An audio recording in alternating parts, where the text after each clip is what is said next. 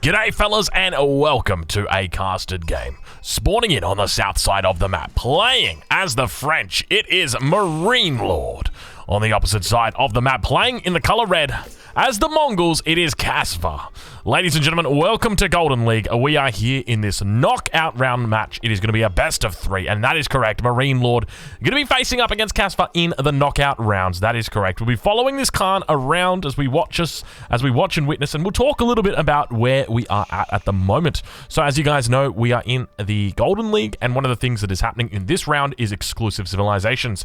As you can see up on your screen right now, Marine Lord versus Casva. These are the drafted civs. We're currently on Dry Arabia. As you can see, it is a beautiful Dry Arabia map. Players have elected to pick Mongols and France here, so they're not going to be able to play those civilizations again throughout the series. We've also got home maps of Lipany for Casva, as well as Highview for Marine Lord, and a whole bunch of civilizations that are going to be exclusive to them in this series. So I'm looking forward to seeing how it goes. Obviously, coming into it, you'd have to say that Marine Lord would probably be the favorite, but then you'd probably think the same when Marine Lord went up against Casva. And I do feel like Marine Lord had a pretty decent draft here. A little bit better than what he had against Lucifron. Obviously gets access to Delhi. He also has, I think I saw China in there. In fact, let's double check. No China. Caspa's got the China, but he does have the Rus this time as well. So he's got a couple of those good civs. Caspa, he's got the English. He's got the Mongols. And interesting that English actually went through as one of the last picks, and that is not something that we typically see out of these guys. But a second scout. Oh my lord! Hold on a minute. Did he go double? Oh, he did the double scouts. Oh, you're so cheeky, Marine Lord. Or rather, that's Caspa. Oh my god, that's Caspa that's doing that. I kind of like it. That's a pretty smart play. That's a big brain play right there. So what did he do? You might be wondering. He spent his early stone, instead of it on villagers, he spends it on a scout. That is so smart, because obviously you can train one scout, but wait a minute, you can train 2 scouts, and now he brings 2 villagers as well. He doesn't even need to bring spears at this point in time. He's going to be looking to put pressure down upon this gold mine. Marine Lord going to be struggling down here towards the south. He's built up a little bit of a villager lead already. You can see he's up to 13. Not only is he French, but he's only made 1 extra scout to open with, whereas obviously we've had 2, technically 3, but we'll call it 2 just because one of them was a double up, and now that outpost is going to be coming in very aggressive here. He is not leaving any surprises to the imagination here for Marine Lord. He knows he's going to be in a tough spot, and indeed now that outpost is going to get knocked down. Now, this is a very curious decision, I'll be honest with you guys, coming into this matchup, because typically this is quite easy to stop as Marine Lord, as the French. So what does he do from here? Okay, so he loses the gold, sure. He drops down the School of Cavalry, that's fine. He's going to allocate a few more villagers over to wood. So you can see at the moment he's got 8 villagers on food.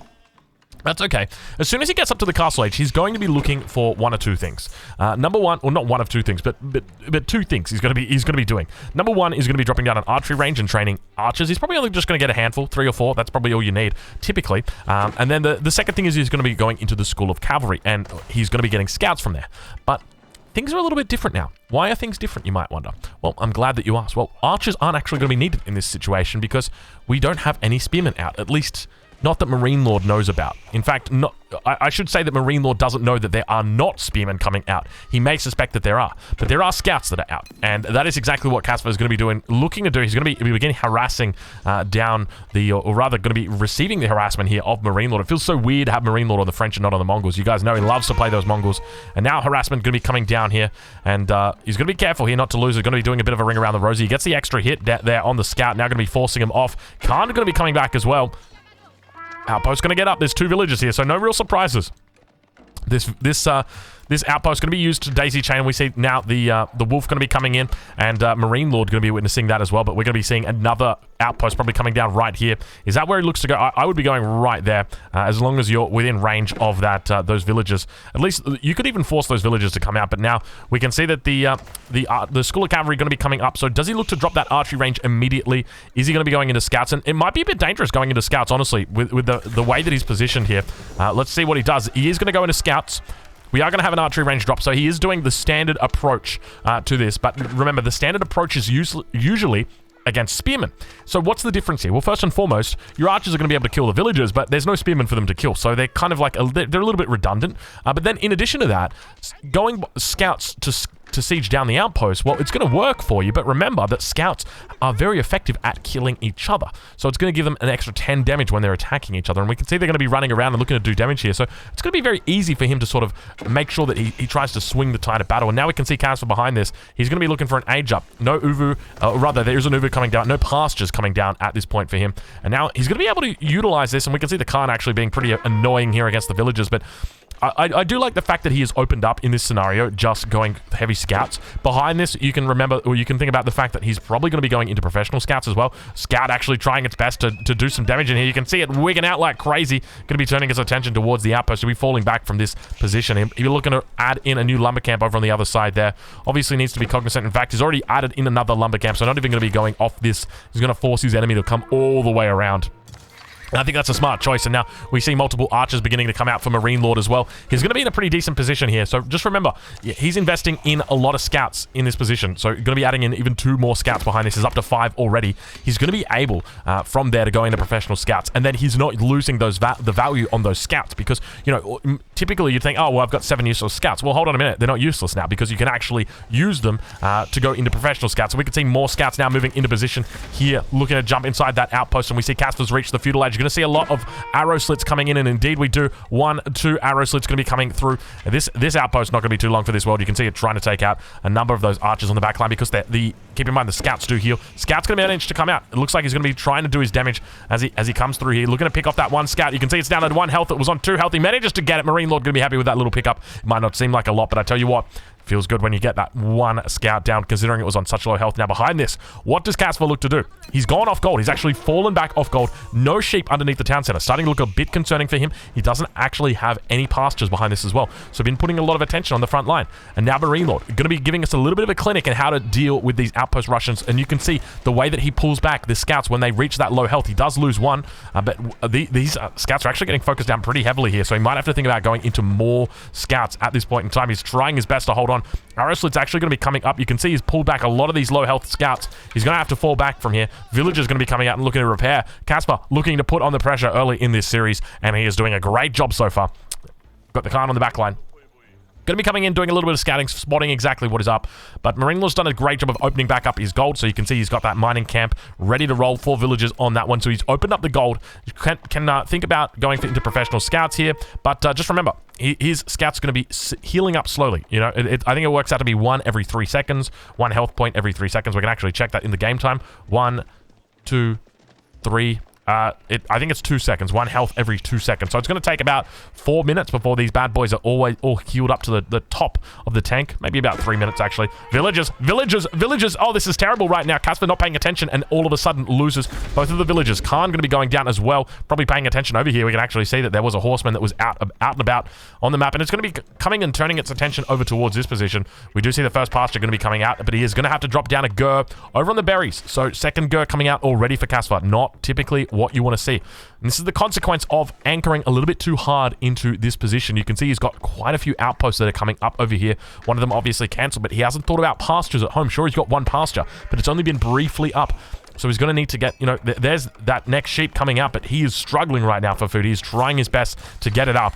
But unfortunately, Marine Lord, he's doing a lot better with regard to that fact. And now 11 villagers here, and we do indeed see professional scouts coming in behind it. So Marine Lord looking pretty decent at this point. Going to be able to pull in all of this deer safely. A couple of scouts out here looking to get in on the action. They realize what Marine Lord is up to, and he's going to be turning his attention towards one of those scouts. Scout, got to be careful. It looks like the daggers are out. Manages to keep that scout. Oh, it manages to get away. Unfortunately, when I say manages to get away, I mean it manages to die. Not a good spot. Not a good spot. But Marine Lord, I mean, he's still going to be okay in this position. He's got 6 scouts, so I wouldn't be surprised if we see him make a 7th scout. He's actually just going Royal Knights at this point. But we can see Casper just going into early horseman at this stage. He's trying his best to come out in onto the map, and now we can see that the Knight going to be out, able to meet them and greet them and give them the old one too, and it looks like a 7th scout has made its way back, so going to be no need for any more units to be joining the fray. Archers coming out as well. Quite a lot of archers for Marine Lord. 12 archers. I feel like that is a very big investment, but I guess one of the things that you will be doing as the French throughout your games, irrespective of the age that you're in, is be adding on archers, just because your proclivity to go knights as the French is very, very high, and as a result, it means archers are going to complement your your composition incredibly well. Once again, we see that Marine Lord making a little bit of a mistake, but remember, it's not Marine Lord's fault. This is just a mechanic of the game, or not even a mechanic of the game, but a fault of the game. We see this single scout is now going to be out of sync with the rest of the scouts. I'm almost tempted to say just drop it down at the mill here, because he has clicked them to go to the town center, and for whatever reason, this guy has specifically decided that he's just going to leave it there. Marine Lord got to be careful with the sheep under the town center as well. As you guys know, there's a bit of a bug at the moment with the sheep and the deer working together in tandem, so always got to be careful of it. Now, looks like we've got a bit of an outpost war going to be happening. Trenches built, but Marine Lord's happy with the way that the trench is at the moment because it's going to be able to protect his position on this gold. And now we can see a whole bunch of units moving over here for Caspar. Caspar looking to try and defend this hunt, prevent it from being taken. You can see he's actually being very annoying, forcing the deer away on lots of different angles. But now that villager going to be heading back. It does manage to get the outpost up, but you got to really wonder what the whole point is. One of the things people are realizing is that you can put outposts down, or rather your enemy can put outposts down. Villager going down here on the gold mine. Your enemy can put outposts down, but you don't have to actually address them. I mean, we've seen a response come out here from Marine Lord. Marine Lord has appropriately responded here. He's managed to secure up his gold, and he's just moved his wood line down towards this further out wood line, and it means that he has solved the outpost problem. Sure, he's got attack alarms that are going off, but you know, Marine Lord's a good player. He's competent. He's going to be able to keep up with those alarms going off constantly, and it means now that professional scouts actually isn't a bad choice for him to be going into this. And I mean, behind this, he's looking incredible. He's going to be dropping down the battering ram, but keep in mind with the battering ram here, he's going to be able to address this issue without even committing any units here. He can drop down the battering ram, leave it to kill these 3 rams, and then send his units up towards his enemy's base. I wouldn't be surprised if that's what we see him do. But now, up towards the north, you can see Caspar still yet to even think about Castle Age. Typically, at this point, the Mongol, they would be looking to go towards Castle Age. You can see 3 pastures working overtime, but spear's going to be the name of the game. Still, we do have those spear upgrades. For whatever reason, it's only coming through with the 1 dot on the UI. I'm not sure exactly why that is. But now we see the Royal Knights beginning to move out. Caspar got to be careful here. Villagers not paying attention. Villager going to go down. It's 1 villager loss. Again, a couple of spears coming out, but remember, when your spears are in this low number, it's going to be very easy for them to get picked off. Now the battering ram going to be coming out. We see more units moving around Caspar with quite a bit of an army here, but unfortunately not a lot of spearmen. He's going to be getting more and more spears out, but at the same time, you've got to be careful, because if you're fighting 2 spearmen against 5 knights, you're going to lose those 2 spears, and you're not going to be able to do any damage to those knights, because even if you pierce the armor of them, they got that chivalry. They got that chivalry working towards it, and you can see Marine Lord, he's not the kind of guy to forget chivalry. He's also got 4 knights in queue at the moment, well, 3 now, because one of them just came out. Now villagers got to be careful. We can see that movement speed arrow coming off here. Marine Lord could be losing a number of villagers here. He's on 48 at this point in time. That's at the start of the battle. He's going to continue throughout the battle losing. Only one of them goes down, so not a terrible trade there. Marine Lord managing to keep himself alive. Keep in mind, Caspar sitting on 35 villagers at the moment, and that's going to mean that there's a pretty distinct villager advantage here for him. But that lead is going to continue to grow, and now attention going to be turned towards these archers. Nice little trade going to be coming in here. Marine Lord going to be careful, and now those knights coming in with the screen. Screen going to be able to help and protect. And Marine Lord looking very, very good in this position here as he continues just working towards that goal. And that goal is, of course, just continue surviving, continue staying alive. He's cleaned up all of these buildings on the front of his base. All of these outposts have gone down. And that raid down towards the south is trying to get cleaned up by the Knights. But as you guys know, you're never going to be able to catch the Mongols. Not when they've got the Khan out there. But to be fair, he has grouped it all together, and they are going to be running at the slowest rate, 1.62. We'll have a look back towards the base of Caspar. He is thinking about going up. He's got a market. He's doing a little bit of market trading. He's got enough to go up, so going to be dropping down that step redoubt. I think he's got enough space for it there. Nope. He's going to have to move it. Another outpost coming down. A smart move from Caspar to do this. An outpost is going to secure up that position. But now we see Marine Lord looking to push out. Marine Lord going to be doing the same thing. I think we've got ourselves a bit of an age off right now. Both players looking to get up to that next stage and looking to put on the hurt. And remember, at this point in time, neither player really needs to boom in this matchup. Obviously, it's one of those things that you can do as the French, but there was a lot of danger that came out early. Oh no, this could actually be terrible. The timing right here, I don't think he realizes that the landmark is there, but all the villages are vacant, and this could be terrible right now. All of a sudden, it looks like Caspar might be getting caught with his pants down. Indeed, he is getting caught with his pants down, and now the step redoubt going to get cancelled. Well, not going to get cancelled, but not going to be able to go up. This is a terrible position right now, and Caspar, he's got to be careful. He's looking to hold on. He's looking to push out. You can see the spearmen coming in, trying to get in on the action, but there's a lot of knights here. I'm starting to worry. It looks like Marine Lord's coming up strong. You can see he's trying his best to get this up, but at the same time, Caspar going to be holding on, doing his best. Unfortunately, you can see Marine Lord has cleaned him up, and it looks like Caspar taps out. He says, good game. I know I'm not getting up my landmark. Fellas, I hope you guys enjoyed the first game of this series, Marine Lord taking on Caspar. There it is once again. So we're going to be heading to the home map of Caspar in the next game, it is going to be Lipany. Make sure you do not miss it. It'll be the next game up on this channel. Thank you so much for watching, and I will catch you guys in the next one. This has been Golden League.